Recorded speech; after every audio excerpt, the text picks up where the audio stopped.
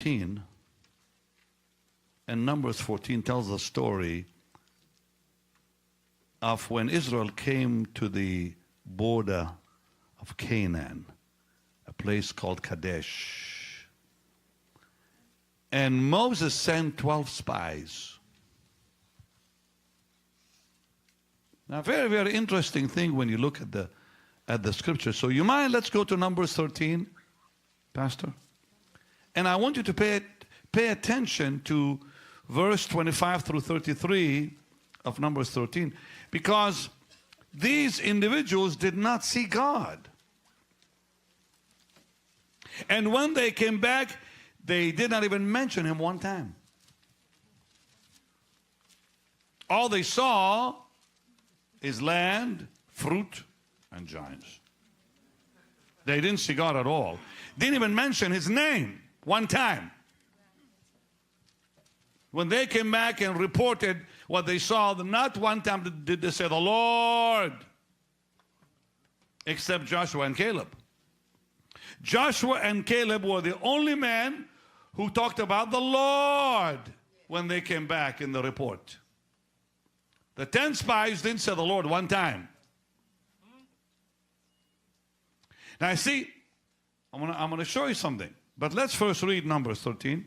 And Dr. Dan there, Pastor, read verse 25 through 33, will you? And they returned from searching of the land after 40 days.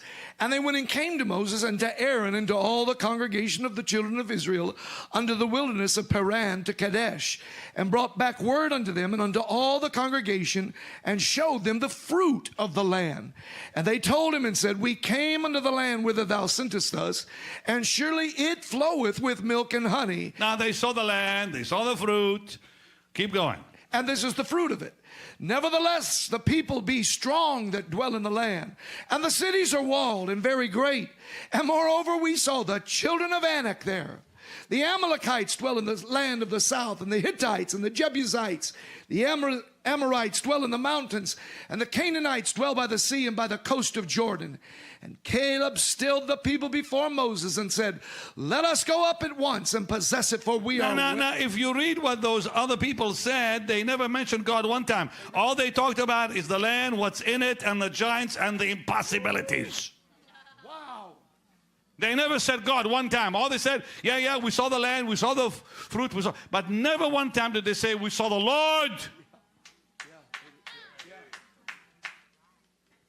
It's not about the land you see, it's about the Lord you see. When you see the Lord,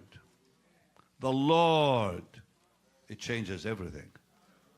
So now Caleb stills the people and said, let's go up at once and possess the land, because we're able to overcome it.